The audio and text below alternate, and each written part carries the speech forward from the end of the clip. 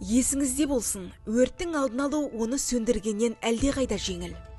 Плита, үтік, жылытқыш секілді электр құрылғыларды қараусыз қалдырмаңыз. Бөлмеден немесе үйден шығарда барлық электр құралдарын сөндіріңіз. Розеткаларды шамадан тыс жүктемеңіз. Желі сүзгілерін қолданыңыз.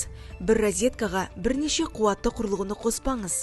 Өзіңіз жасаған электрлі жылытқыштарды және зақымдалған сымдарды қолданбаңыз. Тек сертификатталған құрылғыларды пайдаланыңыз және электр сымдарының жағдайын үнемі тексеріп тұрыңыз. Үйде балалар бар кезде сіріңкемен және шаммен ойнамаңыз.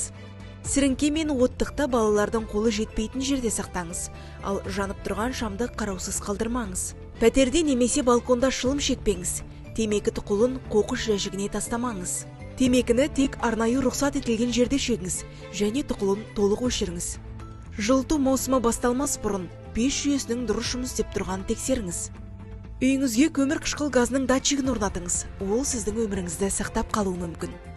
Газ жағатын құрылғының жарамдылығын және тарту жүйесінің дұрыс екенін анықтаңыз. Жылыту маусымын бастамас бұрын газ қызметіне жүгініп, құрылғының жарамдылығын тексертіңіз. Фейерверк пен петарданы ғимараттар мен адамдардан алыс жерде, тек ашық алаңда нұсқаулыққа сай қолданыңыз.